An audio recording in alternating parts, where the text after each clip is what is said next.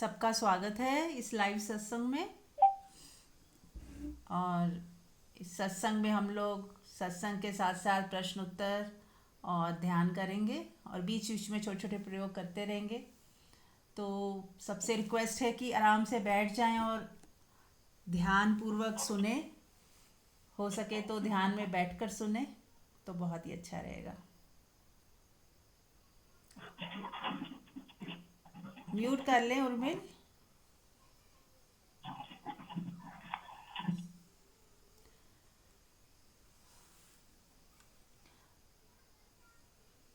तो निशब्द प्रार्थना करनी है। निशब्द प्रार्थना मतलब कोई शब्द नहीं, मौन ही हमारी प्रार्थना हो जाए। धीरे धीरे शब्दों से शुरू करते हुए निशब्द में जाते जाना है, यानी मौन में उतरते जाना है। जब हमारा ध्यान गहरा होने लगता है, जब हम शांत होने लगते हैं, सुकून में रहने लगते हैं, निश्चिंत रहने लगते हैं, हमारा जो उलझाव है, संघर्ष है बाहर की दुनिया से कम होता जाता है, तो साधक पाता है कि वो शांत होने लगा है। उसके मन में शब्द उठने कम हो गए हैं या बंद ही हो गए हैं।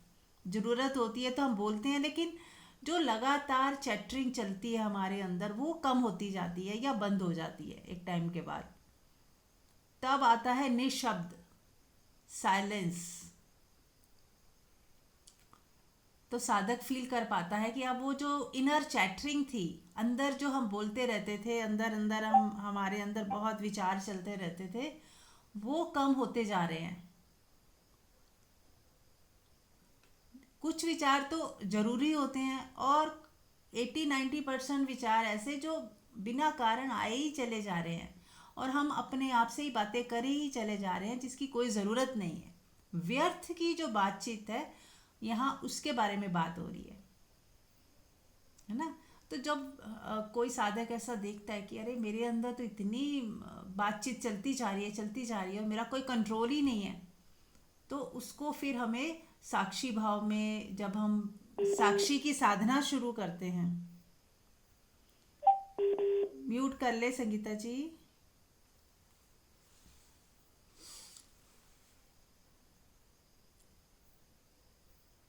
जब हम साक्षी की साधना शुरू करते हैं तो धीरे धीरे हमारा जो देखने वाला जो साइड है, जब जहाँ हम देखते हैं, देख पाते हैं, वो स्ट्रांग होने लगता है। तब हम देख पाते हैं कि मेरा मन यूं ही बात किए चले जा रहा है, तो आप उसे स्टॉप बोलते हो कि नहीं, ये क्या हो रहा है। जैसे होता है ना, टीचर आ जाती है तो बच्चे एकदम शांत होने लगते हैं, तो ऐसे ही हमारा मन, जब साक्षी भाव में हम होते हैं तो हमारा मन शांत होने लगता है। उसके ऊपर हमारी निगाह पड़ने लगती है और जैसे जैसे निगाह पड़ेगी धीरे धीरे आप पाओगे कि आप शांत होते जा रहे हो। और दूसरा जो मैंने प्रयोग किया अपनी लाइफ में, हो सकता है आपको भी उससे सहयोग मिल जाए। तो मैंने बहुत टाइम, लंबे समय तक, जब भी मेरे को होश आता था, साक्षी भाव जगता था और मैं देख पाती थी कि इनर चैटरिंग चल रही है, तो मैं उसे बोलती थी स्टॉप, और वो वहीं थम जाती थी और रुक जाता था थोड़ी देर के लिए मन, है ना। और फिर उसको और अवेयर रखा कि अब चैटरिंग ना हो। तो ऐसे धीरे धीरे धीरे धीरे प्रैक्टिस करते करते एक दिन ऐसा आया कि चैटरिंग शुरू होने से पहले ही मेरे को पता चल जाता था कि अब चैटरिंग शुरू होने ही वाली है, और वो वहीं बंद हो जाती थी, वहीं रुक जाती थी, होती ही नहीं थी, है ना। तो साल 2 साल लगातार अभ्यास करने के बाद ये वो क्षण आया। तो इस मैं ये उदाहरण इसलिए दे रही हूँ ताकि आप लोगों को ऐसा ना लगे कि ये सब तो बहुत मुश्किल काम है या ये होता ही नहीं होगा, बस ऐसे बोलते हैं, कहाँ होता है ये। ऐसा नहीं है, होता है। इसीलिए कोई जब स्वयं प्रमाणित होकर बोलता है कि यस मेरे साथ हुआ है, आपके साथ भी हो सकता है, तो आप लोग को एक विश्वास बैठता है कि हाँ ऐसा होता है, हो सकता है, हम भी कोशिश करके देखें। जब कोई एक व्यक्ति उस चीज़ को अचीव कर सकता है तो दूसरा भी कर सकता है, तब वो हमारे हाथ की बात है। मंदिर में जाके तो हम मूर्ति को माथा टेक लेते हैं, तो हमें लगता है कि ये लोग अवतार लोग हुए हैं, इनकी बराबरी तो हम नहीं कर सकते, हम बस इन्हें प्रणाम कर सकते हैं। लेकिन जब हमारे ही जैसा कोई व्यक्ति जब बात करता है कल्याण मित्र की तरह, तो हमें उससे प्रेरणा मिलती है कि हाँ, इनसे हो सकता है तो हमसे भी हो सकता है। फिर तो हमारे जैसे तल की बात हो गई, एक जैसी बात हो गई। तो ऐसा नहीं है कि हम इन सारी चीज़ों से के ऊपर विजय नहीं पा सकते। मन में दुख है, होता है, पीड़ा होती है, उस पर विजय नहीं पाई जा सकती। हम उसके मालिक नहीं हो सकते, हो सकता है, लेकिन निरंतर अभ्यास और चाहत, यदि चाहत ही नहीं होगी तो अभ्यास ही नहीं हम करेंगे, और अभ्यास करेंगे नहीं तो कोई रिजल्ट नहीं आएगा।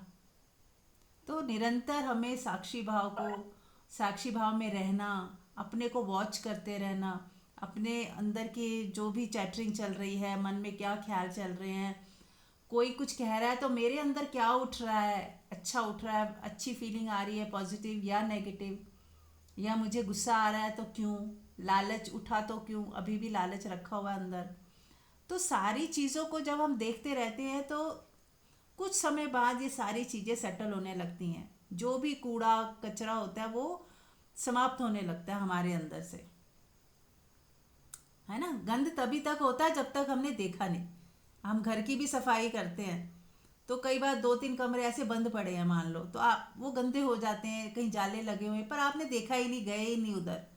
और किसी दिन आपने मन बनाया कि चलो आज देखते हैं, उन कमरों का हाल देखते हैं, तो आप खोलते हो तो देखते हो धूल मिट्टी ये वो। अब आपने एक बार देख लिया ना, तो अब आप उसको साफ किए बिना नहीं मानोगे। आज नहीं करोगे तो कल करोगे, या 2-4 दिन में कर ही दोगे, क्योंकि अब आपने देख लिया कि बहुत गंदा हो रहा है कमरा, तो आप उसको साफ करने लग जाओगे या करवाओगे किसी से कह के। तो यानी कि जब नज़र पड़ गई ना तो वो चीज़ हो ही जाएगी ठीक। जब तक नज़र नहीं पड़ती तभी तक हम उस चीज़ को ऐसे ही होने देते हैं। आपने फ्रिज में कुछ रखा है और वो नहीं ध्यान गया, भूल गए, किसी कोने में वो कोई डब्बी रखी है 4 दिन पुरानी भी, तो आपको ये पता ही नहीं, याद ही नहीं, तो वो पड़ी रहेगी। लेकिन अगर आपने निगाह पड़ गई कि अरे इस डब्बे में क्या रखा है, तो क्या करोगे आप, तुरंत उसे बाहर निकाल के उसको फेंकोगे कि ये तो गलती से पड़ा ही रह गया। अब 4 दिन पुराना तो खाना खाएंगे नहीं, तो हम फेंक देंगे। तो क्योंकि निगाह पड़ गई तो आपने उसे उठा के उसका जो करना था कर दिया। ऐसे ही हमारे अंदर जो चीज़ें सही हमने करनी है, जो नहीं होनी चाहिए, या जो रुकावटें हैं हमारी मुक्ति के मार्ग में, परमात्मा के मिलन में जो बाधाएं हैं, उस पर जब दृष्टि पड़ जाती है ना, तो वो एक एक करके हम ठीक करने लगते हैं।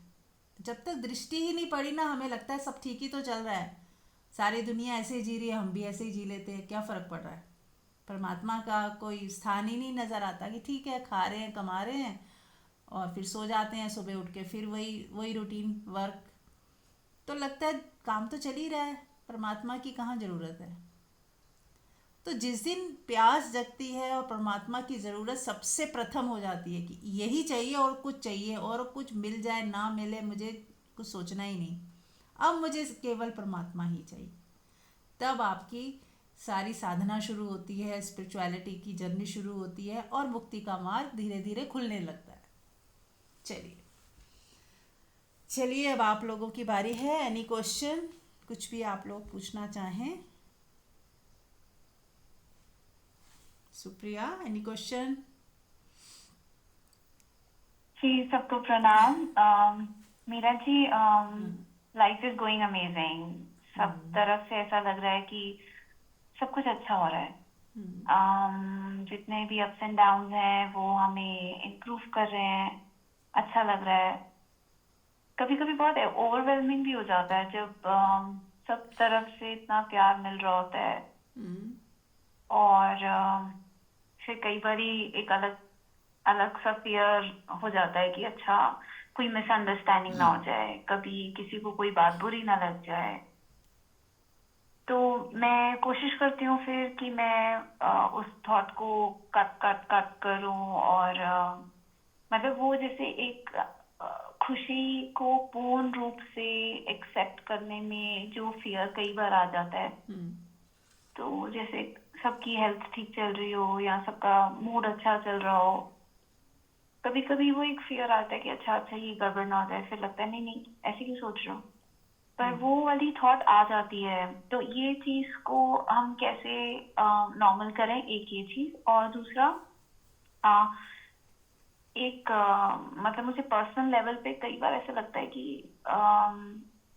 कभी चलते हुए पैर स्लिप ना हो जाए, या अपने मतलब वही किसी तरह का कोई अनहोनी ना हो जाए, ऐसी एक पैरेलल थॉट कभी कभी ऐसा लगता है थोड़े टाइम लिंगर करती रहती है। तो आप मुझे इसमें थोड़ी राय दें प्लीज। हाँ जी। देखिए, अगर ऐसा डर लगता है पैर स्लिप ना हो जाए, तो ये सारी चीज़ें तो किसी हद तक सही हैं, अच्छी हैं। अगर हमें ऐसा डर ही ना हो तो हम ध्यान से थोड़ी चलेंगे, हम फिर स्लिप हो ही जाएंगे। मान लो हमें, हमारे को माइंड डरा रहा है, हल्का सा हमें सचेत कर रहा है कि यहाँ कीचड़ है और पैर स्लिप होने का डर है, तो ही हम ध्यान से देखते हैं, है ना। वो हल्का सा डर फिसलने का तो हमें सचेत करता है और हम अच्छे से चलते हैं फिर, पैर जमा जमा के। तो थोड़ा हद तक ये जो फियर डाला गया हमारे अंदर हमारे प्रोटेक्शन के लिए, सेल्फ डिफेंस के लिए, तो उतना ओके है। बट ठीक है, ये सबको होता है, ये नॉर्मल है और ये होना सही भी है कहीं ना कहीं। हाँ, बहुत ज़्यादा हो जाए, अतियों में चला जाए और आप पूरा समय वही सोच रहे हो, चल भी नहीं रहे हो, सामने कीचड़ भी नहीं है, फिर भी हम यही सोच रहे हैं कि मैं फिसल ना जाऊँ, फिसलने जैसा कुछ है भी नहीं, तो फिर वो साइकी कोई प्रॉब्लम हो सकती है। लेकिन अगर नॉर्मल है तो ये तो नॉर्मल है, इतना तो सामने कीचड़ है या बारिश हो रही है तो हमें संभल के ही तो चलना है। और ये फियर आना भी क्योंकि हमारी बॉडी माइंड में भी कहते हैं ना कहीं मेमोरी है, फिसलने का डर है, कभी फिसले हैं तो उसकी पीड़ा भी है, तो हमें लगता है ऐसा दोबारा ना हो जाए। तो ये सब नॉर्मल चीज़ें हैं, इसमें ज़्यादा नहीं हमें परेशान होना। तो दूसरा जो आपने बोला कि सब बहुत अच्छा चल रहा होता है और फिर डर आता है ऐसा कहीं कुछ गड़बड़ हो गई, तो देखो, एक संसारिक व्यक्ति ये ऐसा ही करता है कि जब सब नॉर्मल, सब अच्छा, सब बहुत बढ़िया चल रहा है तब तक वो खुश है। जैसे ही अपोजिट हो जाए, तब भी यदि आप उतने ही शांत रहें और प्रेमपूर्ण रहें और खुश ना भी हो, पर आप हिले डुले ना, मन के तल पे आप शांत हो, एक मौन है आपके भीतर, ठहराव है, तो वो तो तभी होगा जब कुछ अपोजिट आएगा और फिर भी आप उसमें ठहरे रहोगे, शांत रहोगे। तो ही आप समझना कि हाँ, आप आत्मा के तल पे धीरे धीरे जा रहे हो, सब बढ़िया है, सब अच्छा है, सब पॉजिटिव है, हाँ, हम जैसा चाह रहे हैं वैसा ही हो रहा है, तो दुख का कारण ही कोई नहीं है। तो हम भी, हमारा मन तो खुश है। और फिर डरता है कि कुछ अपोजिट हो गया, क्योंकि उसे मन को पता है कि जैसे ही कि उससे गलत हुआ, उससे हटके कुछ हुआ, तो वो उसको फेस नहीं कर पाएगा, तभी हमें डर लगता है। मान लो आप, कोई माँ है, अब उसका बच्चा जो है पढ़ाई नहीं कर रहा और उसको लगता है वो फेल ना हो जाए, है ना, यही डर है ना। तो यदि माँ आत्मिक स्थिति में है और वो फेल, मान लो बच्चा हो भी गया, तो भी वो दुखी नहीं हो रही, उसको ऐसा नहीं लग रहा कि पूरी दुनिया ही जैसे उजड़ गई हो और पूरा सब सत्यानाशी हो गया, अब तो कुछ हो ही नहीं सकता। जो एक माँ नॉर्मली इतने पैनिक में आ जाती है, अब वो आत्मिक स्थिति में है तो वो कहेगी ठीक है, इट्स ओके, फेल हुआ है तो अगली बार वो पास भी हो जाएगा। और फेल होना कोई अंतिम वो उसका वो पैरामीटर नहीं है कि किसी ने फेल कर दिया तो बच्चा ही फेल हो गया, ऐसा कुछ नहीं है। ठीक है, उसने कुछ याद नहीं किया था या कोई किसी एक टॉपिक पे वो नहीं मेहनत कर पाया या उसका इंटरेस्ट नहीं है, तो इट्स ओके। तो तभी उसकी परीक्षा हुई कि हाँ, उसका आत्मिक लेवल है कुछ, जो उसने उस चीज़ को भी पैनिक नहीं बनाया, खुद भी शांत रही और बच्चे को भी उसने डराया नहीं, धमकाया नहीं, उसको दुखी नहीं किया, उसको सही मार्ग बताया कि ठीक है। और उसको देखा, एनालाइज किया कि हाँ, वो बच्चा यदि पढ़ाई में अच्छा नहीं है तो किसी और चीज़ में अच्छा होगा या किसी और तरीके से उसे करे। तो कहने का मेरा मतलब है, कुछ भी हो जाए अपोजिट जो हमें, हमारा मन को मंजूर नहीं है, तो ही तो हमारी परीक्षा है कि हम आत्मा में टिके हैं या नहीं। मन के लेवल पे हो सकता है कि पीड़ा हो, लेकिन फिर भी हमें हमारी आत्मा में टिकना है, हमें मन की खुशी के साथ राजी नहीं हो जाना कि मन खुश है तो बस हमारा कोर्स पूरा हो गया, हम जो सीख रहे थे सीखना हो गया हमारा। जैसे कोई गुस्सा दिलाए ना हमें, तो हमें तो यही लगेगा ना, हमें तो गुस्सा ही नहीं आता, हर व्यक्ति आपका कहना मान रहा है, हर व्यक्ति आपसे पूछ कर चल रहा है, आप जो सोचते हो जो कहते हो हर व्यक्ति उसी में लग जाता है उसको पूरा करने में, और 90% चीज़ें पूरी हो भी जाती हैं, तो आपको लगेगा अरे मुझे तो कभी गुस्सा आता ही नहीं, है ना।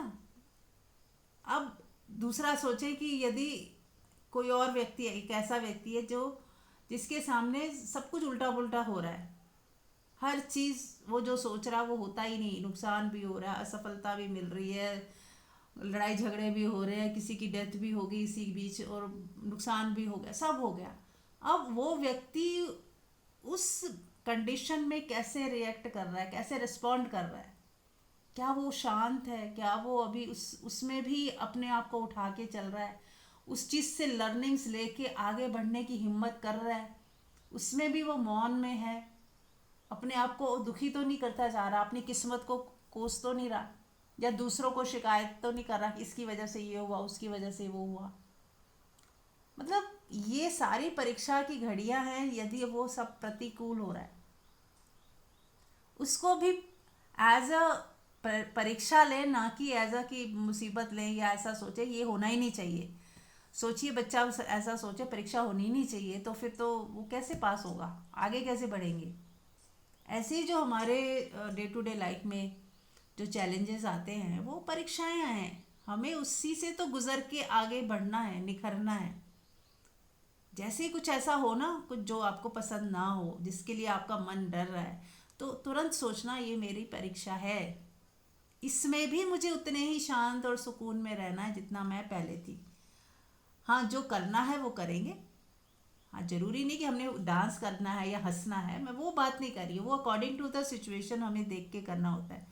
स्थिति यदि अनुकूल नहीं होती तो हम हंसते नहीं है, नाचते नहीं है, लेकिन फिर भी मन में एक सुकून रहता है, धैर्य रहता है, शांति रहती है कि जो हुआ है ठीक है, हमें उसे फेस करना है, ना कि कंप्लेन मोड में आ जाना है।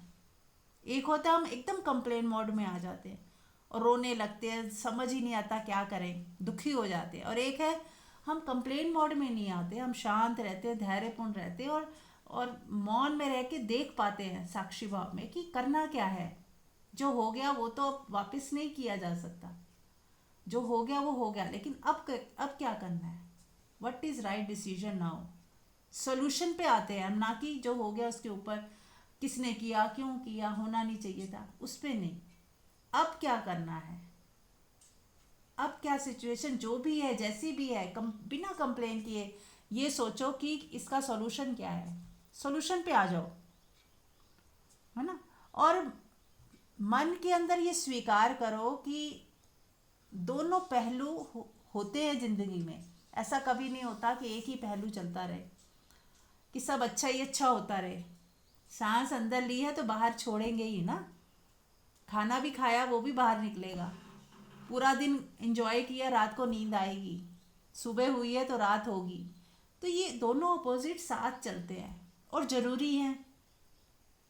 अगर रात ना हो, हम आराम ना करें तो सुबह के लिए कैसे ताज़ा होंगे। ऐसी ज़िंदगी में जो भी चैलेंज आ रहे हैं ना, वो ज़रूरी है तभी आ रहे हैं। उस नेगेटिव बैकग्राउंड में ही कुछ पॉजिटिव और अच्छा सामने आता है। हम देख पाते हैं कि ब्लैक जब था, जब हालात पॉजिटिव नहीं थे, उस वक्त की क्या सिचुएशन थी, और आज थोड़ा भी अच्छा हुआ तो आप इतने खुश हो जाते हो, थैंकफुल हो जाते हो, परमात्मा का धन्यवाद करते हो कि चलो परमात्मा ने संभाला तो सही, कुछ अच्छा तो हुआ लाइफ में। तो आप उस थोड़े से अच्छे को भी कितना अच्छा मान लेते हो, कितने सुखी हो जाते हो, क्योंकि आपने कुछ नेगेटिव देखा है, कुछ ऐसा भी देखा है जो उससे भी वर्स है। तो आप उससे जब अच्छा कुछ होने लगता है तो आप उसकी वैल्यू समझते हो, है ना। जब आप धूप में काम कर रहे हो और पसीने पसीने हो रखे हो, तो जब आप घर आते हो तो पंखे की हवा भी एसी जैसी लगती है, छाया में बैठते हो जब, जब आप एक ठंडा पानी पीते हो, अभी एसी भी नहीं, एसी ऑन नहीं हुआ, पर आपको वो पंखे की हवा भी कितनी सुकून वाली लगती है, क्योंकि तपती धूप को आपने देखा है। तो वो जो कंट्रास्ट होता है ना, वही हमें ग्रेटफुलनेस, थैंकफुलनेस और उसकी वैल्यू समझ आती है, उसकी तरफ हम जाते हैं, है ना।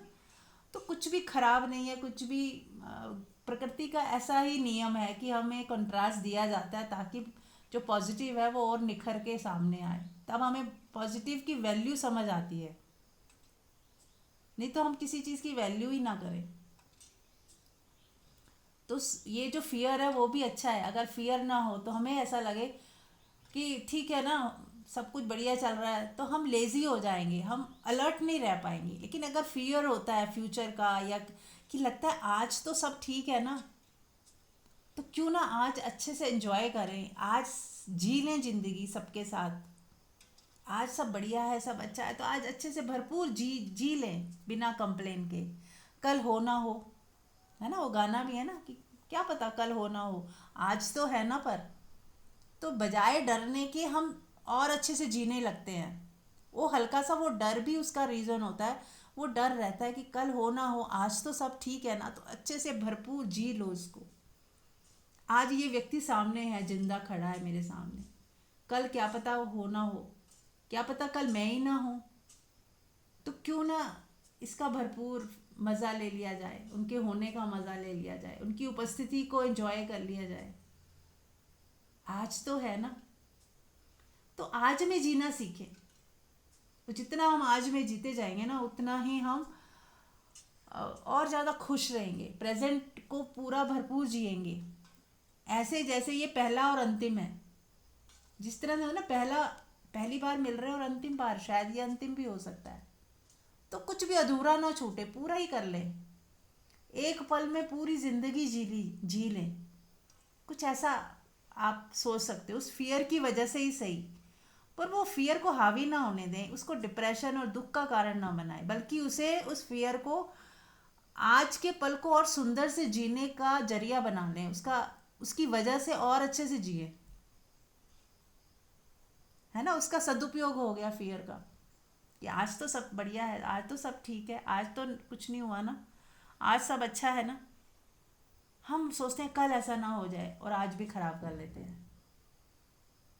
है ना। तो बस प्रेजेंट में जीना है, खुश होकर जीना है और तैयार रहना है हर चैलेंज के लिए। जो होगा देखी जाएगी, जब होगा तब होगा, अभी तो कुछ नहीं है ना, अभी हम मज़े करें। ठीक है सुप्रिया। जी जी Meera ji, thank you so much, बहुत क्लियर हो गया है। Thank you. हाँ जी, और कुछ पूछना है किसी ने?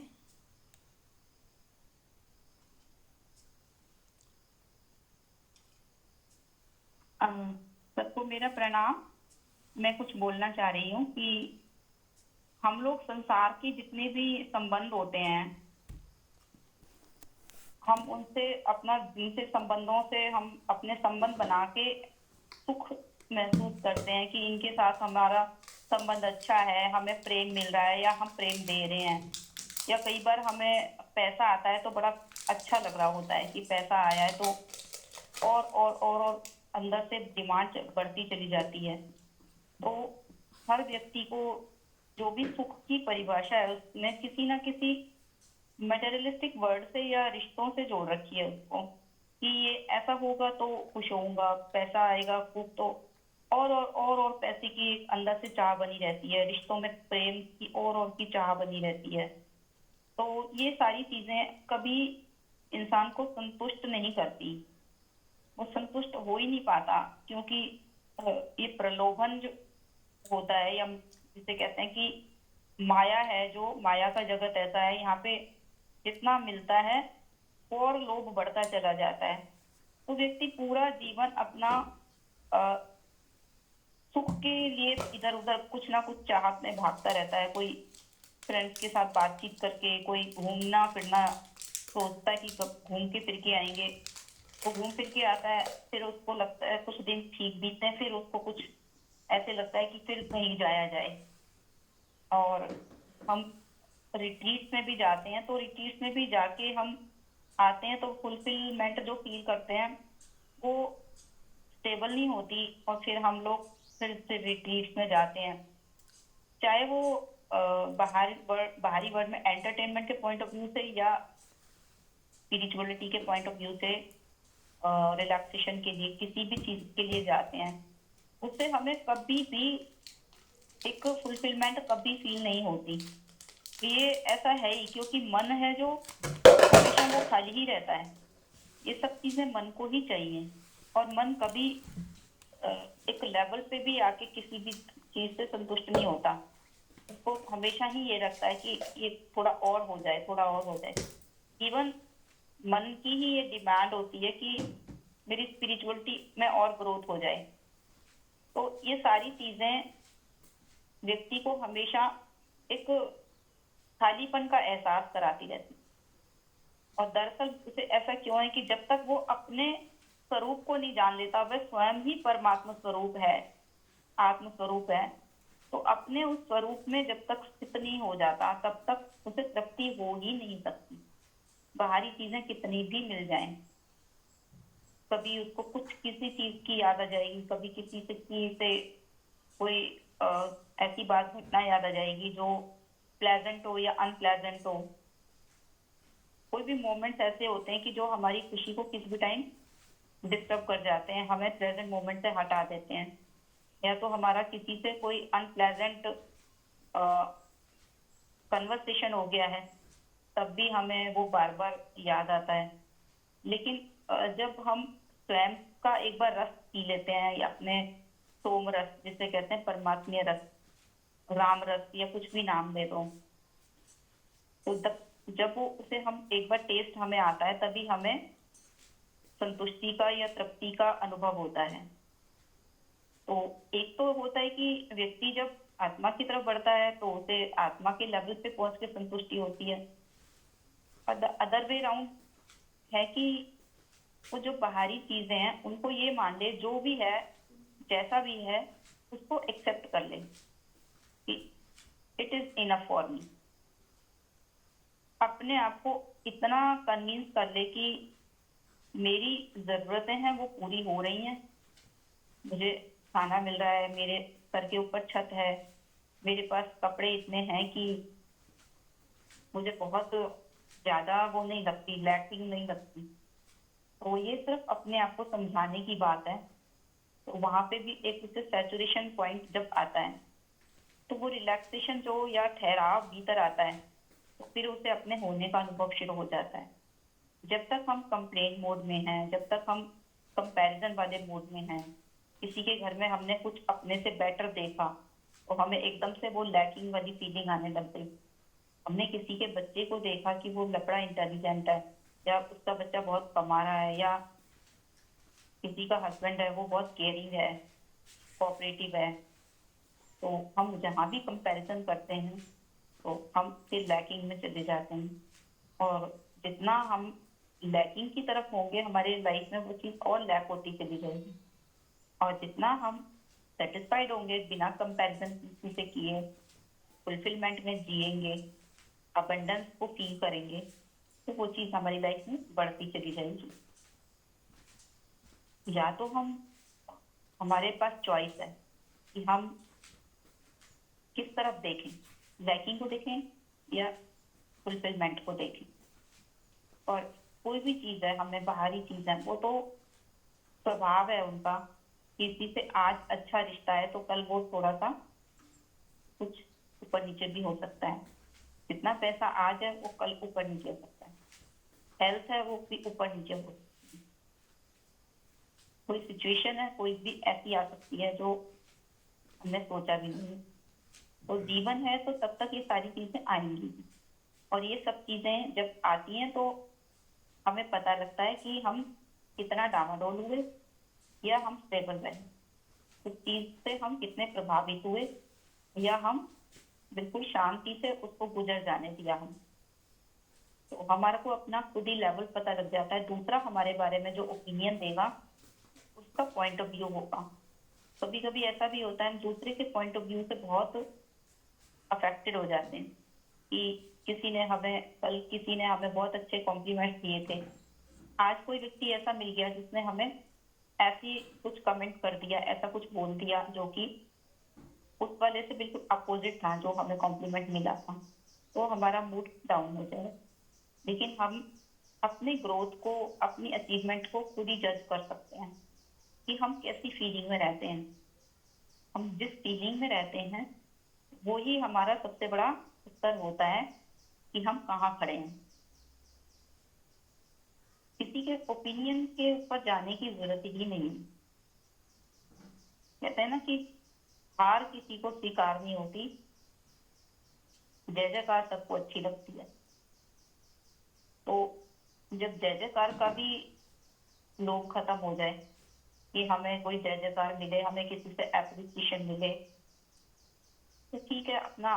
बस जब भी कोई हमारे को कुछ भी अच्छे कमेंट कॉम्प्लीमेंट दे रहा है, हमारी फिजिकल लुक को लेके, हेल्थ को लेके या स्पिरिचुअलिटी को लेके, तो ये सोचें बस ठीक है, ये इसका पॉइंट ऑफ व्यू है, लेकिन मेरा अपने लिए जो पॉइंट ऑफ व्यू है वो ही हमारे लिए काम करता है, और वो ही हमें अपने बाहर की चीजों से अफेक्टेड होने से बचा सकता है।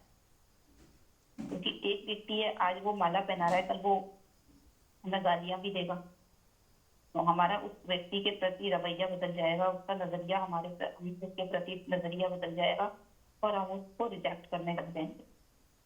तो ना किसी से अट्रैक्ट हो, ना किसी को रिजेक्ट करें, अपने अपने सेंटर में ही रहें हमेशा।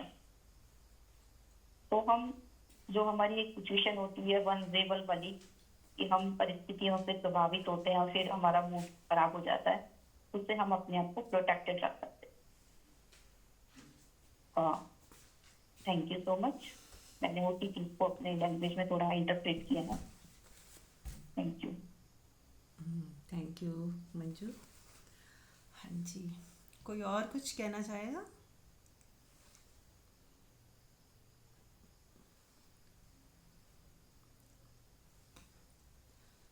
ठीक है, तो एक बार आंख बंद कर लें। जो भी सत्संग सुना है थोड़ा अंदर बैठने दें, अपने अंदर रचने बसने दें।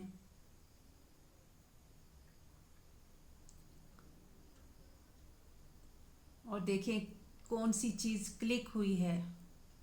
अभी तक जो सुना उसमें से कौन सा पॉइंट है जो हृदय को छुआ है। जो लैकिंग होता है, जिस चीज़ की हमें ज़रूरत होती है ना, वो पॉइंट एकदम छूता है हमें। हमें लगता है हाँ यही तो, ये सही बोल रही हैं, या हाँ यही तो था जो मैं भूल गई थी। कुछ ऐसा होता है ना, हमें एकदम क्लिक होता है कुछ। तो देखिए क्या क्लिक हुआ।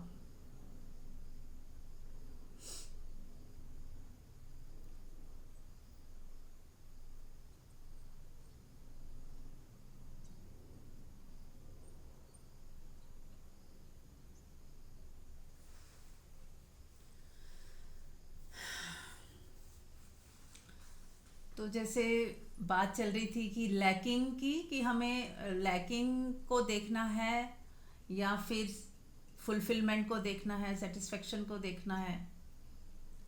तो ये दोनों चीज़ें जब जो हम लैकिंग ना देखकर सेटिस्फेक्शन में जिए, वो तभी पॉसिबल होगा जब हम ध्यान, साधना, सत्संग, प्रेम, सेवा, ये सब हमारी ज़िंदगी में जब आ चुका होगा, अभिन्न अंग बन चुका होगा, तो ही हम ये कर पाएंगे। वरना तो क्या होगा, अगर हमारे पास आत्मा नहीं है तो मन तो लैकिंग में ही जीता है। मन को तो और चाहिए ही चाहिए। जिस दिन हम आत्मा में टिकने लगते हैं, जिस दिन से हम आत्मा को पहचानने लगते हैं, और आत्मा का स्वभाव ही है फुलफिलमेंट, पूर्णता, तो ही जब हम पूर्णता में बैठे हुए हैं ना, तो हम अब मन कितना ही लैकिंग दिखा दे कि अरे ये कमी है, वो कमी है, आपको कोई छुएगी भी नहीं। आप उसे साइड में कर दोगे, कोई कमी नहीं है, मुझे नहीं चाहिए। क्योंकि आपको पता है कि कमी है, लेकिन अगर वो हो जाएगी तो उसके साथ बहुत सारी जिम्मेदारी और बहुत सारा उसको केयरिंग चाहिए, टाइम देना पड़ेगा। तो वो कमी कमी नहीं है, सिर्फ हमारा अज्ञान है।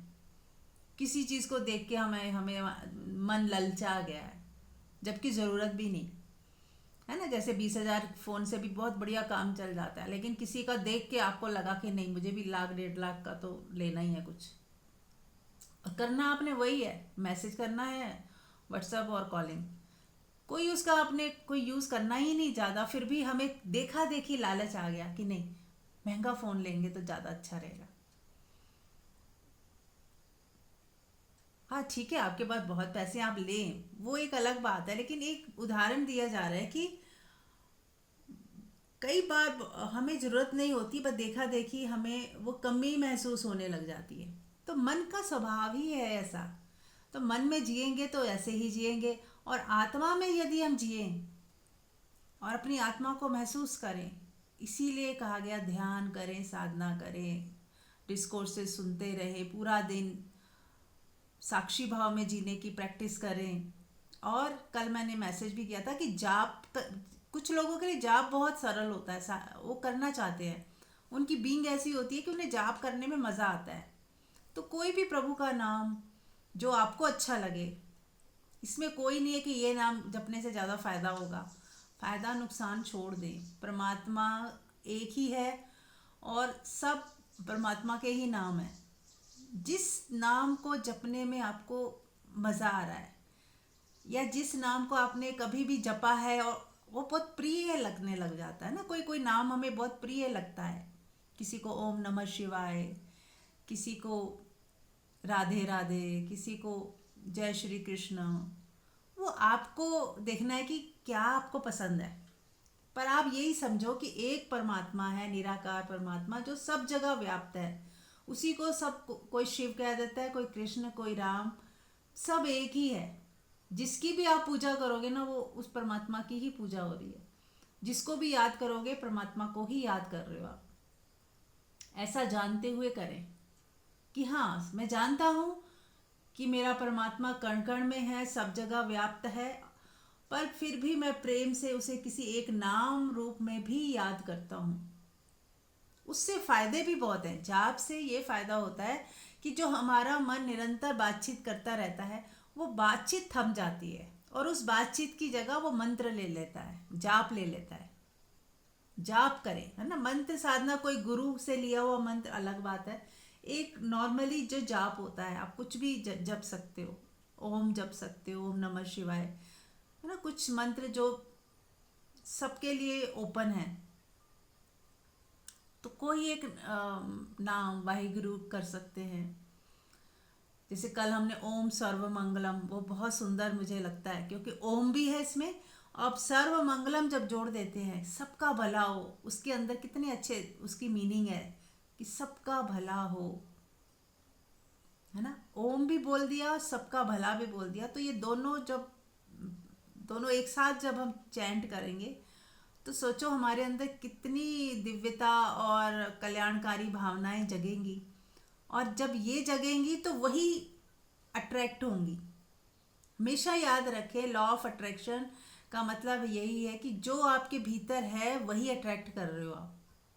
अगर हमारे भीतर शुभता है, कल्याणकारी भावनाएं हैं, दूसरों का भला करने की बात सोचते हैं, हम करुणावान हैं, दयावान हैं, हमारे अंदर मन पिघलता है हमारा, किसी को कष्ट नहीं दे सकते, तो आप फिर वही सब अट्रैक्ट करोगे। यदि आप खुश रहते हो, संतोष में रहते हो, प्रेम में रहते हो, तो आप यही सब बार बार अट्रैक्ट करोगे। खुशी खुशी खुशी को अट्रैक्ट करेगी और आप खुश होते जाओगे। सुकून और ज़्यादा सुकून को अट्रैक्ट करेगा। निर्भयता है तो और ज़्यादा आप निर्भय होते जाओगे। स्वस्थ हो तो और स्वस्थ होते चले जाओगे। अब इसके अपोजिट आप सोचो कि हर व्यक्ति, एक व्यक्ति है जो हमेशा ऐसा सोचता है, अरे मैं तो बीमार हूँ, मुझे ये बीमारी है, मुझे वो बीमारी, दिमाग बीमारी में ही लगा हुआ है, तो क्या होगा, बीमारियां बढ़ती जाएंगी। या किसी चीज़ की चिंता में ही लगा हुआ है, ऐसा ना हो जाए, वैसा ना हो जाए, इसने ऐसे क्यों बोल दिया, उसने, पूरा दिन हम भगवान की जगह चिंता में जी रहे हैं, तो क्या बढ़ेगा? चिंता बढ़ती जाएगी। कुछ ना कुछ और ऐसा हो जाएगा कि भगवान कहेगा और चिंता करो, क्योंकि आपको वो पसंद है। आप रोज चिंता करते हो तो इसका मतलब आपको पसंद है, तो आप और करो। तो जो आप कर रहे हो, जिसमें जी रहे हो, आप शिकायतों में जी रहे हो, मान लो हर वक्त शिकायत, हर समय इरिटेशन, हर समय इरिटेट होना, गुस्सा करना, तो आप देखोगे दिन ब दिन ये बढ़ता जा रहा है, और इरिटेशन और गुस्सा और शिकायतें। तो आपको चूज करना है कि मुझे कहाँ खड़ा होना है, शिकायतों में खड़ा होके जीना है, या फिर प्रेम, माफ करना, ग्रेटिट्यूड, थैंकफुलनेस, सुकून, शांति, इसको चुनना है। जहाँ जिसको चुनोगे और उसमें जियोगे, ऐसा नहीं चुन तो लिया पर जी अभी वहीं रहे कूड़े में। आपको पूरा बदलाव लाना पड़ेगा अपनी सोच में। पूरी सोच जब हमारी बदल जाएगी, शिकायतों की जगह ग्रेटिट्यूड, लैकिंग की जगह फुलफिलमेंट, नहीं मैं, मेरे पास जो है मैं सुखी हूँ, आनंदित हूँ, खुश हूँ, और इसको मैं और सुंदर बनाने के लिए और मेहनत भी करूँगी और प्रयास भी करूँगी कि आज मैं स्वस्थ हूँ और स्वस्थ हो जाऊँ, आज मैं खुश हूँ और खुश हो जाऊँ, आज मैं अच्छा कमा रही हूँ, मैं सेटिस्फाइड हूँ, पर मैं और अच्छा कमाऊँ। अब आप लैकिंग के भाव से कमाने की सोच नहीं रहे, आप फुलफिलमेंट के भाव से और अच्छा करने की सोच रहे हो। फर्क हो गया ना? कहाँ आप सोचते हो मैं बीमार हूँ, मैं स्वस्थ हो जाऊं, अब आप सोचो मैं स्वस्थ हूँ, फिर और स्वस्थ रहने के लिए मुझे और भी मैं ख्याल रखूंगी अपने शरीर का, और कुछ प्राणायाम भी जोड़ देती हूँ, और कोई योगा भी कर लेती हूँ, और कुछ खान पान में भी सुधार ले आती हूँ, ताकि और ज़्यादा मैं स्वस्थ ही बनी रहूँ। यानी कि स्वस्थ आज भी हूँ, और आगे और स्वस्थ रहने के लिए मैं कुछ कुछ प्रयास भी करती जा रही हूँ। तो आपने लैकिंग्स, बीमारी से स्वास्थ्य की तरफ नहीं बढ़ना, स्वास्थ्य से और अच्छे स्वास्थ्य की तरफ बढ़ना है। ठीक है? आज मेरे पास जितना धन है मैं संतुष्ट हूँ, इस संतुष्टि में रहते हुए मैं और प्रयास भी करूँगी कि मैं और अच्छे से कमाऊँ, और भी धन धान्य आए, ताकि और भी लोगों की भी हेल्प हो जाए। यदि मेरा काम हो जाए, उसके बाद उसी धन से मैं लोगों का भी कल्याण कर पाऊँ, कुछ और भला कर पाऊँ, किसी का भलाई के काम में वो पैसा लग जाए। तो आप उसी में और संतुष्टि से और प्रयास करें।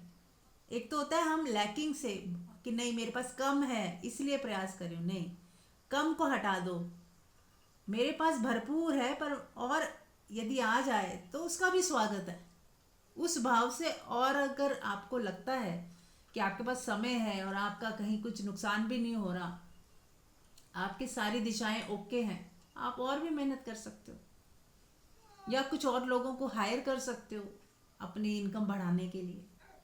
लोगों को एम्प्लॉयमेंट मिल गई और आपको भी थोड़ा बहुत एक्स्ट्रा मिल गया। कुछ इस तरह से आप स्मार्ट वो करें कि फंसे ना किसी भी चीज़ में, बिना फंसे हुए अपनी इनकम बढ़ाते भी जा रहे हो, और आपको ज़्यादा समय मिलता जा रहा है। बल्कि जितने जितने आप अमीर हो रहे हो, जितने जितने ज़्यादा पैसे आते जा रहे हैं, आप फ्री होते जा रहे हो, आपके पास अब ज़्यादा समय है, दूसरे लोग काम कर रहे हैं, उनको एम्प्लॉयमेंट मिल रही है, और आप फ्री होते जा रहे हो। कुछ इस तरह से अपनी ज़िंदगी को बनाएं कि पैसा तो आए लेकिन आपको समय ज़्यादा मिलता जाए। ऐसा नहीं कि समय ही नहीं रहा आपके पास, पैसा ही आता जा रहा है और समय ख़त्म होता जा रहा है। फिर हम कहाँ एंजॉय करेंगे, कैसे स्पिरिचुअल जर्नी करेंगे, कैसे घर परिवार को समय देंगे, कैसे अपनी हेल्थ को समय देंगे? फिर सारा जो है चरमरा जाएगा ढांचा, एक दिशा में बढ़ गए, बाकी सब खराब हो गया, एक पहिया स्ट्रॉन्ग हो गया, बाकी तीन पहिए बिल्कुल हवा निकल गई सबकी, तो गाड़ी नहीं चलेगी ना। तो सारे पहिए एकदम ओके होने चाहिए। तो हमारे जीवन के जो चार स्तंभ हैं, एक फैमिली हो गया, एक अब हमारी हेल्थ हो गई, एक फाइनेंशियली हमें जो काम करना है, दूसरा स्पिरिचुअलिटी, चौथा। तो ये चारों स्तंभ बिल्कुल स्ट्रांग होने चाहिए। स्पिरिचुअलिटी में इतने ना हो जाए कि बाकी तीनों खराब हो जाए, या बाकी तीनों में ही काम कर रहे हैं और स्पिरिचुअलिटी हमने बिल्कुल छुआ ही नहीं, या बस 5-10 मिनट दे दिए, बाकी सारा हमने इस तरफ लगा दिया अपना टाइम। तो एकदम बैलेंस होके चले, तभी हम सेंटर्ड में अपने को देख पाएंगे। ठीक है। तो आज मैंने थोड़ा मैनिफेस्टेशन के ऊपर भी बताया कि लैकिंग की जगह फुलफिलमेंट और बेटर होने का वो करें, कि मैं पहले से ही अच्छी हूँ, पहले से ही मैं खुश हूँ, मुझे और खुश होना है, पहले से ही मैं आनंदित हूँ, मैं और आनंदित हो सकती हूँ, है ना। इस तरह से हमें आगे बढ़ना है, ऐसी सोच रखनी है पॉजिटिव। बच्चे के नंबर कितने ही कम आए हों, बोले बहुत अच्छे नंबर आए हैं, पर तू और अच्छा से, इससे भी ज़्यादा अच्छा कर सकते हो तुम, उसको शाबाशी दें पहले तो, उसको लैकिंग की फीलिंग ना कराएं। बोले बहुत अच्छा, पहले से तूने कितना बढ़िया किया, और इससे भी अच्छा तू कर सकता है। एक हम कंपैरिजन करते हैं कि किस, देखो 90% आया फर्स्ट, जो फर्स्ट बच्चा आया उसने भी तो पढ़ाई की, उसने भी तो देखो कितनी मेहनत की, अब तेरे कितने 70% ही आए हैं। हम उसको एकदम नीचे गिरा देते हैं, हम ये नहीं देखते कि वो 60 लाता था, इस बार 70 लाया है, उसको शाबाशी नहीं देते। तो बच्चे को हमेशा एनकरेज करें, और कहीं कमी है तो उसको ध्यान से देखें, प्रेम पूर्वक उसको उसका सॉल्यूशन ढूंढे कि कहाँ कमी है। कहीं उसको ट्यूटर की ज़रूरत है, या उसकी वो पढ़ नहीं पा रहा तो क्यों नहीं पढ़ पा रहा, उसके रीजंस जानने की कोशिश करें, उसके साथ बैठें, थोड़ा उसको प्यार से समझने की कोशिश करें, और धीरे धीरे सॉल्यूशन की तरफ बढ़ें। ना कि दुखी होना, चिंता करना, ब्लेम करना, डांटना, मारना, ये सब काम ही नहीं करेगा, बल्कि और नेगेटिव होता जाएगा बच्चा। तो हमें बहुत धैर्य पूर्वक शांत मन से समझना है, एक दोस्त बनकर उसको आगे बढ़ाना है। ठीक है ना। चलिए, तो अब समय कम है तो ध्यान कर लेते हैं। सब लोग रेडी हैं?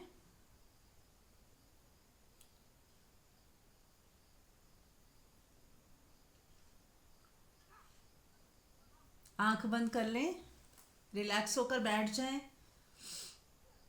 जैसे अपने प्रियतम से मिलने जा रहे हैं।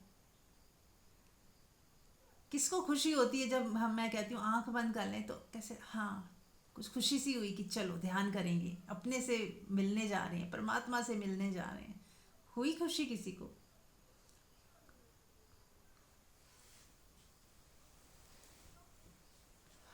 ये ऐसा लग रहा है कि चलो छोड़ो, अब तो ध्यान ही कराना है, बंद ही कर देते हैं। कैसी बात कर रहे हो मीरा जी, बिल्कुल खुशी है। नहीं, कईयों को होता है ऐसे कि चलो अब तो ध्यान है, अब सत्संग बंद हो गया, बंद, चलो छोड़ो। हाँ, चलिए, अच्छी बात है। अगर सच में खुशी होती है तो इट मीन्स आप लोग प्रेम में हो परमात्मा के। हाँ जी मधु, कुछ कहना है? मीरा जी नमस्कार। हाँ मैं जी। जरा कुछ बोलूंगी ध्यान के लिए, क्योंकि मेरा पहला ध्यान नहीं लगता था और मुझे ये रहता था हम्म। कि अब ध्यान का टाइम है, चल छोड़ो ना, अपना काम कर लेते हैं। लेकिन अब तो ऐसे लगता है कि जो ध्यान का मजा है ना, क्योंकि धीरे धीरे उसमें आने लगा, तो उससे ज्यादा खुशी कुछ है ही नहीं। उसके बाद का जो पूरा दिन रिलैक्सेशन होता है ना, मतलब बहुत मजेदार होता है। वाह, यही है। जब तक ध्यान में नहीं, इसमें कोई गलत कुछ नहीं है, किसी को मैं ये नहीं कह रही हूँ, कंप्लेन कर रही हूँ। ऐसा होता है अक्सर, क्योंकि अगर मज़ा अभी तक नहीं आया है, अभी मज़ा छुआ नहीं है, हमने ध्यान का मज़ा लिया नहीं है, जैसे मंजू जी ने कहा, एक रस आता है उसमें, राम रस। तो अब वो राम रस पिया नहीं है तो उसकी गलती नहीं है, वो सोचता है कि चलो जो सुनना था, कितनी अच्छी अच्छी बातें होगी, अब तो आंख बंद करके बैठना ही है ना, तो छोड़ देते हैं, लीव कर देते हैं। तो इट्स ओके, मैं ये उनकी कोई निंदा नहीं कर रही हूँ। ये जनरली होता है जिन लोगों को स्वाद नहीं आया है, लेकिन जिसको स्वाद आ गया ना, वो उसको लगता है वाह, असली चीज़ अब शुरू हुई है, अभी तो बातें ही चल रही थी। तो असली चीज़ अब है कि हाँ, अब आँख बंद करके बैठेंगे और अपने में डूबेंगे, वो राम रस पिएंगे, वो अमृत पिएंगे, वो अमृत चखेंगे। तो जिनको राम रस अभी नहीं भी आया है, तो मैं उन सबसे भी निवेदन करूँगी कि ध्यान में ज़रूर बैठें, परमात्मा की याद में बैठ जाएं, बस आंख बंद करके। आंख बंद करना कोई ज़रूरी नहीं है, आंख खोल के भी कर सकते हो, लेकिन आंख खोलोगे ना तो फिर आपको दूसरी चीज़ें दिखेंगी, टेबल दिखेगा, कुर्सी दिखेगी, तो आप मन टिकेगा नहीं। आंख बंद करने से आपको जब कुछ दिखता नहीं है तो मन इधर उधर भागता भी नहीं है, फिर आप अपने ही साथ हो जाते हो। इसलिए मन कहा गया कि आंख बंद कर ले, ठीक है ना। तो आंख को तो खुलने की आदत है, जब जगे हुए हैं तो आंख खोलें, लेकिन आपको थोड़ा रिवर्स करना है। लेट के भी ध्यान हो सकता है, ऐसा नहीं कि बैठ के ही करना है। आप जागे जागे लेटे हुए परमात्मा को याद करते रहें। और जो मैंने जाप की बात की थी, तो जाप भी किसी किसी को ना बहुत अच्छा लगता है। तो आप लोग कुछ करके देखें कि कभी कभी 2 मिनट, 4 मिनट, 10 मिनट जाप ही कर ले, बिना कैलकुलेशन के। कोई माला नहीं जपनी, बस ऐसे ही 2-4 बार ही जप लें, चाहे प्यार से।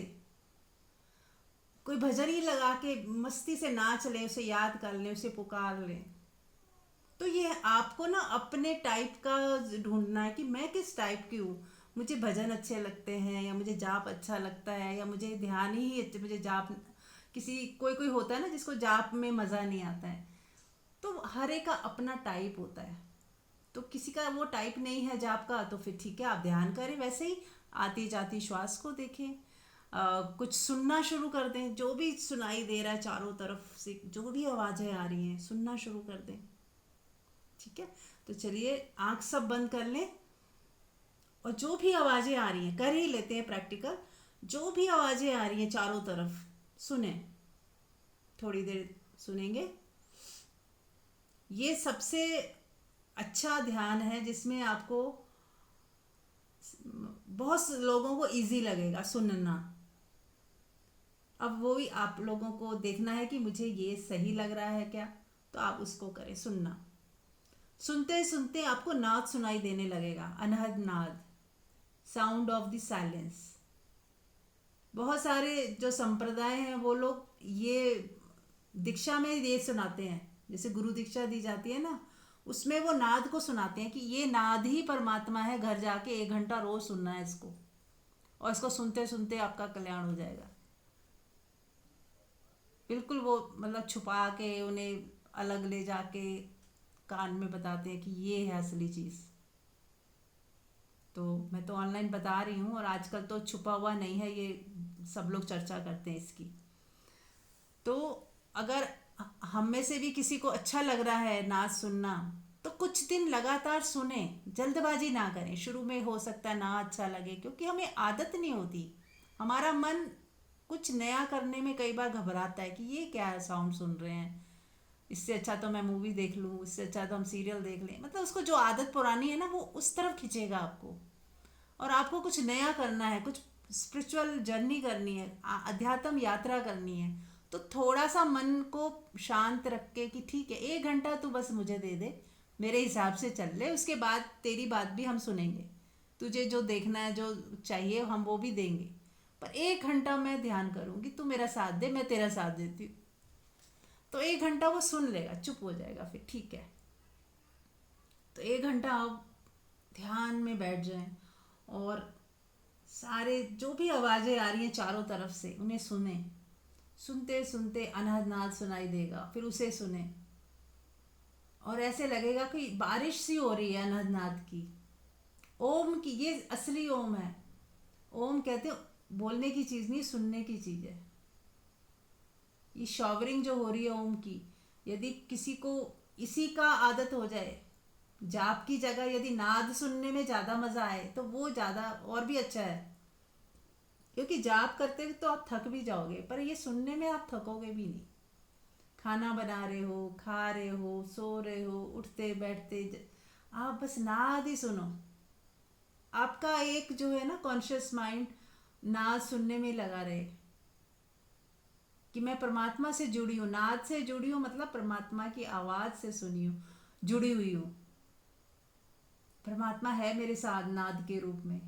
इस साउंड अपने आप चल रही है, कोई चला नहीं रहा, कोई इंसान का बनाया हुआ ये शोर नहीं है, अपने आप चल रही है। इसको अनहद नाद बोलते हैं। तो सबको सुनाई दे रही है, यदि किसी को ना सुनाई देती हो तो अलग से मुझे कॉल करके मैं बता दूंगी कैसे सुनना है। और कानों में दोनों उंगली डाल के भी सुन सकते हैं अगर ना सुनाई दे रही हो। एसी चल रहा हो तो बंद करके सुन सकते हैं, उसकी आवाज़ में कई बार छुप जाती है।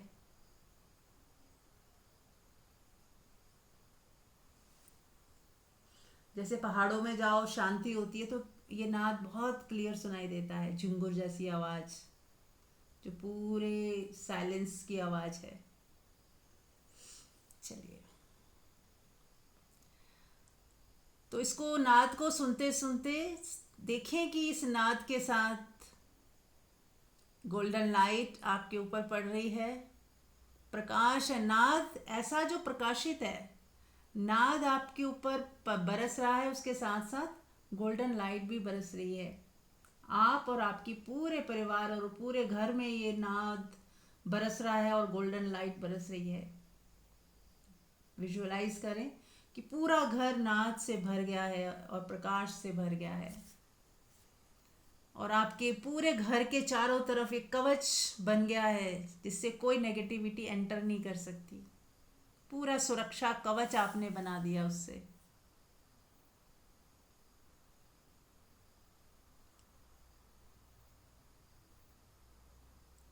जैसे बहुत बड़े गुब्बारे के अंदर आपका घर है, वो गुब्बारा है एक शील्ड, ऐसे ही पूरी शील्ड एक बन गई है।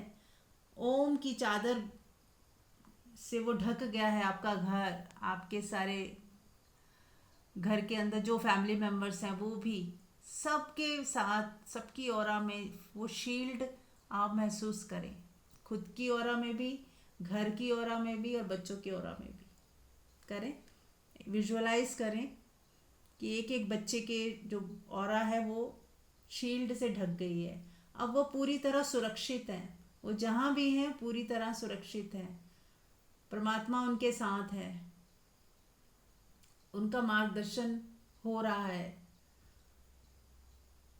घर पूरी तरह सुरक्षित है, गाड़ी पूरी तरह सुरक्षित है, मैं पूरी तरह सुरक्षित हूँ।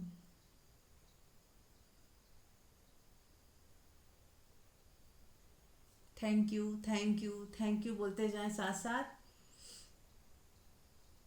और एक मजबूत दीवार जो नाद और प्रकाश से बनी हुई है आपके घर के चारों तरफ, आपके ऑरा में, आपके बच्चों की ऑरा में।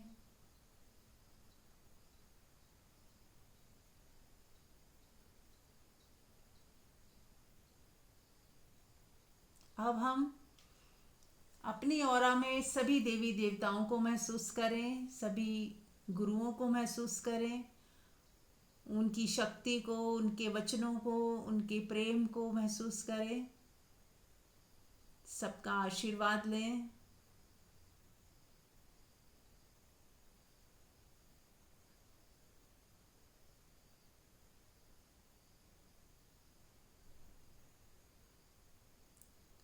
और अपनी गलतियों की माफ़ी मांगते हुए एक बार सच्चे हृदय से बोल दें, I am sorry, please forgive me, thank you, I love you. I am sorry, please forgive me, thank you, I love you. मुझे माफ़ कर दें मेरी गलतियों के लिए, जाने अनजाने मुझसे बहुत भूलें हुई हैं, हर जन्म में कुछ ना कुछ गलतियाँ करी हैं, उसके लिए मुझे बहुत पश्चाताप है, प्लीज़ माफ़ कर दें। I am sorry, please forgive me, thank you, I love you. और मैं भी, जिस किसी ने भी मुझे धोखा दिया हो, दर्द दिया हो, चोट पहुंचाई हो, मैं सबको माफ़ करती हूँ और अपने आप को फ्री करती हूँ इस दर्द से। मैं अपने आप को फ्री करती हूँ इस बॉन्डेज से। मैं अपने आप को फ्री करती हूँ उस सारे बैगेज से जो मैंने अभी तक पकड़ के रखे थे। उस बैगेज को जाता हुआ महसूस करें, परमात्मा के चरणों में उसे भेज दें और वो नेगेटिव पॉजिटिव होता जा रहा है। शिकायतें प्रेम में बदलती जा रही हैं, घृणा प्रेम में बदल रही है। अब कोई बैगेज नहीं आपके हृदय में, कोई दर्द नहीं, पुराना दर्द सब खत्म, पुराने जख्म सब भर दिए गए हैं। अब किसी से कोई शिकायत नहीं।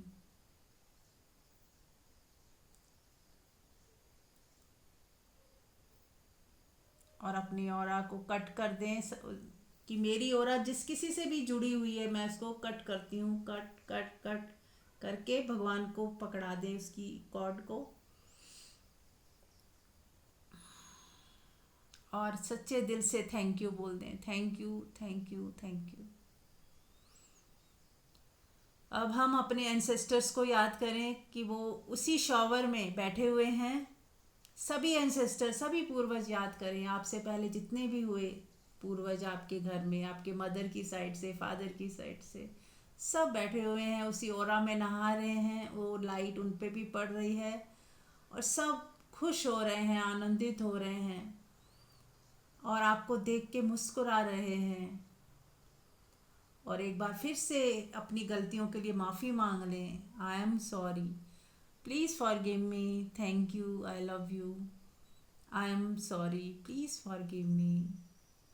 यदि कोई भी गलती हुई है मेरे से, मुझे माफ़ कर दें, मुझे माफ़ कर दें, मुझे माफ़ कर दें। और मैं आपके लिए दुआ करती हूँ कि आप सब जहाँ भी हैं खुश रहें, आनंदित रहें, सुखी रहें, स्वस्थ रहें। आपका आशीर्वाद सदा मिलता रहे और मेरा आशीर्वाद आप सबको मिलता रहे। मुझे किसी से कोई शिकायत नहीं। मेरा प्रेम आप सबको मिलता रहे, मेरी शुभकामनाएं आप सबको मिलती रहे, मेरे पुण्य आप सबको मिलते रहे, ताकि आपकी ग्रोथ हो, आपकी आपके लिए मुक्ति का रास्ता खुल जाए। यही मेरी कामना है।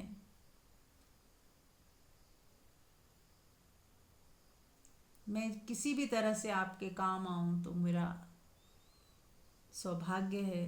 Thank you thank you thank you.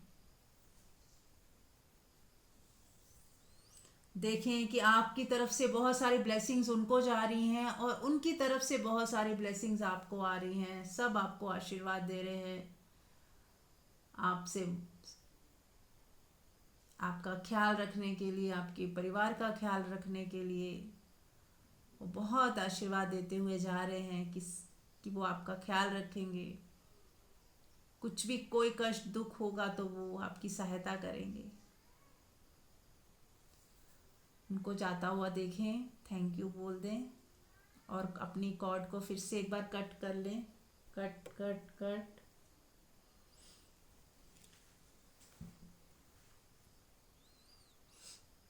अब जो अभी इस समय इस जन्म के जो भी रिश्तेदार हैं, आपके फैमिली मेम्बर्स जो भी अभी जीवित हैं, आपके साथ हैं या दूर हैं, सबको एक साथ देखें एक फ्रेम में कि वो भी अनहद नाद में नहा रहे हैं। उनके ऊपर भी परमात्मा की बख्शिश, परमात्मा की कृपा उन सब पर पड़ रही है। आपके साथ उनका भी कल्याण हो रहा है, उनको भी प्रेम मिल रहा है परमात्मा का। गोल्डन लाइट सब पे बरस रही है। सबका कल्याण हो, सभी सुखी हों, सभी आनंदित हों, सबके लिए मंगल कामना, सबका भला हो, सभी सुखी हों, आनंदित हों।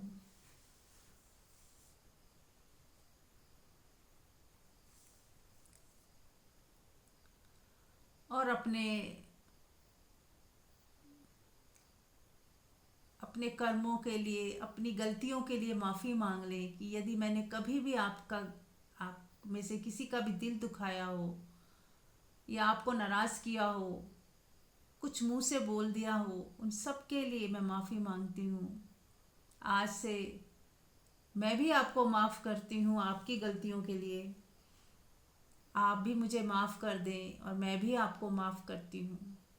वो देखिए बहुत सारी एनर्जी एक्सचेंज हो रही है। जो एनर्जी आपके हृदय में थी शिकायत के रूप में, घृणा के रूप में, आपने उनको वापस दे दी और उधर से प्रेम की एनर्जी आपके पास आ रही है।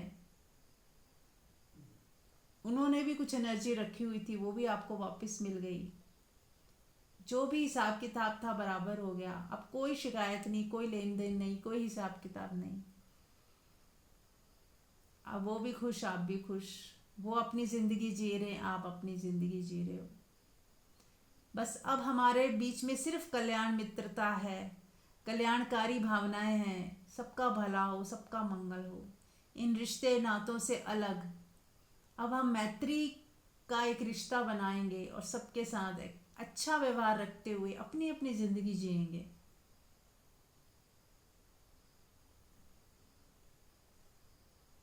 और मैं संकल्प लेती हूँ, कोशिश करूँगी कि जहाँ तक हो सके किसी का दिल ना दुखे मुझसे, मेरे से अच्छा ही काम हो, अच्छा ही सोचूं, अच्छा ही बोलूं, अच्छी भावनाएं रखूं सबके लिए।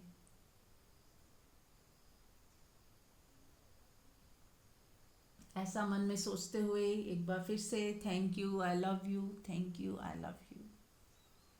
देखें सभी आपसे खुश हैं, सब आपको आशीर्वाद दे रहे हैं, गले लगा रहे हैं। कोई अब मन मुटाव नहीं, सब समाप्त हो गया। अब हर एक व्यक्ति अपनी अपनी जर्नी में है। अब आप पूरी तरफ से मुक्त हो चुके हैं।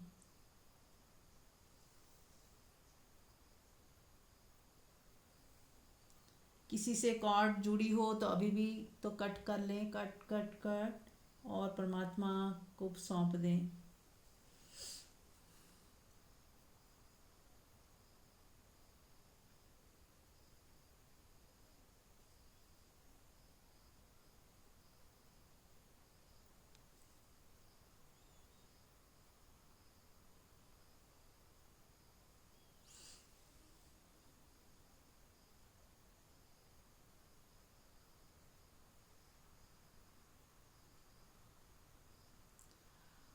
अब अलाउ करें अपने आप को, अपनी ऑरा को खोल दें उन दैविक शक्तियों के लिए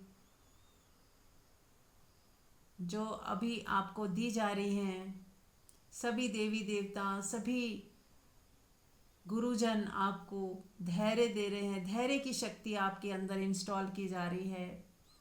अपने दोनों बाहें चाहे फैला दें और स्वीकार करें कि मेरे, और देखें, विजुअलाइज कर रहे हैं कि मेरे अंदर धैर्य की शक्ति बढ़ती जा रही है। अब मैं ज़्यादा से ज़्यादा मौन में रहती हूँ, ज़्यादा से ज़्यादा शांत होती जा रही हूँ, आत्मा में मेरा टिकना होता जा रहा है। विजुअलाइज करें, अपने आप को मौन में बैठा हुआ देखें, ध्यान में बैठा हुआ देखें, सत्संग में बैठा हुआ देखें कि मेरा चित्त अब परमात्मा में लीन होता जाता है। ज़्यादा से ज़्यादा इसी तरफ अब मेरा रुझान होता जा रहा है। अब मुझे दुनिया में कोई रस नहीं, अब सारा रस परमात्मा में।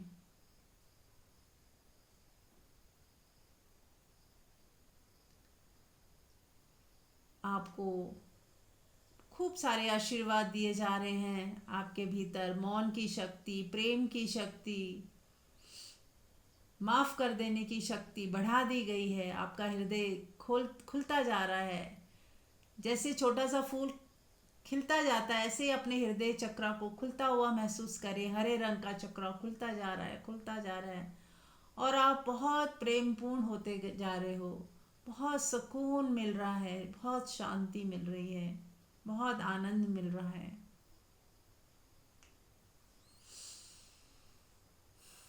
मन ही मन बोल दें thank you, thank you, thank you. इन सब आशीर्वादों के लिए थैंक यू।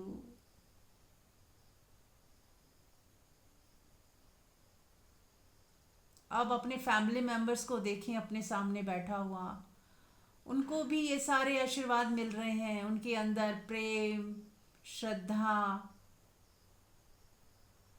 माफ़ करने की शक्ति, सुकून की शक्ति, संतोष की शक्ति बढ़ा दी गई है, उनके अंदर इंस्टॉल कर दी गई है। उनके अंदर वो जो बीज बीज रूप में था, सब बढ़ा दिया गया है।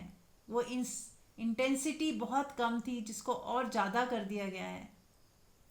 अब आपके बच्चे और ज़्यादा शांत हो गए हैं, आपको समझने लगे हैं, आपसे प्रेम से बात करते हैं।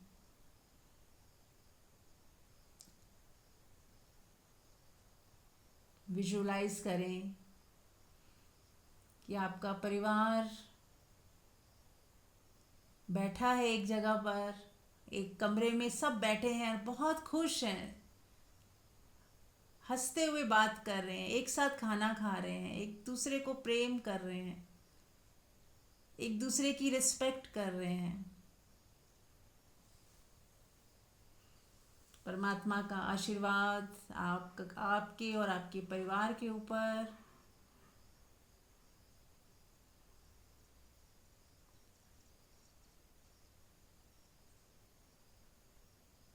मन ही मन बोल दे, तथास्तु तथास्तु तथास्तु, ऐसा ही हो, ऐसा ही हो, ऐसा ही हो। थोड़ी देर और विजुअलाइज करें कि परमात्मा की दैविक शक्तियाँ आपके और आपके परिवार के ऊपर बरस रही हैं। उनके अंदर दैविक गुण ज़्यादा से ज़्यादा भरते जा रहे हैं। आपके बच्चे बहुत शांत हो गए हैं, मेहनती हो गए हैं, ईमानदार हो गए हैं। शुभता का धन आ रहा है, ईमानदारी का पैसा आ रहा है घर में, जो सुकून लाता है, प्रेम लाता है, आनंद लाता है। आपसी मेल बढ़ता जा रहा है, आपसी प्रेम बढ़ता जा रहा है।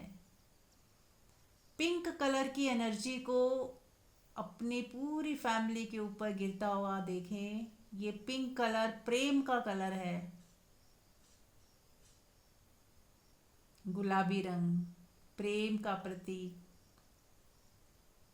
सभी बहुत खुश हैं, आनंदित हैं, स्वस्थ हैं और सबके अंदर सेवा का भाव भी बढ़ता जा रहा है। सब लोग, सब फैमिली मेंबर्स दूसरों की हेल्प करके बहुत खुश होते हैं। दूसरों के लिए अच्छा सोच के, उनको माफ़ करके, उनके लिए सबके हृदय में सबके लिए रिस्पेक्ट है, किसी का अनादर नहीं करते, अच्छा सोचते हैं, अच्छा बोलते हैं।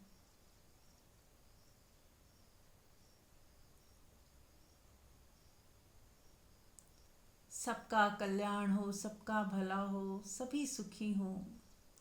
ओम सर्वमंगलम, ओम सर्वमंगलम, ओम सर्वमंगलम, ओम सर्वमंगलम, ओम सर्वमंगलम, ओम सर्वमंगलम, ओम सर्वमंगलम, ओम सर्वमंगलम, ओम सर्वमंगलम।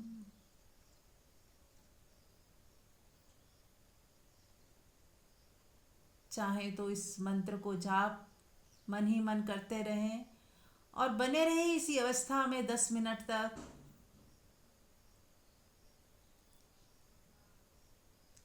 और जितने आशीर्वाद मिले हैं आपको, उन सबको अपने अंदर स्थापित होने दें और 10 मिनट तक साक्षी भाव में बने रहें। Thank you. अब हम सब 10 मिनट मौन में रहेंगे ताकि जो शक्तियाँ हमें मिली हैं, गिफ्ट में दी हैं, वो हमारे अंदर अच्छे से इंस्टॉल हो जाएं। Thank you so much.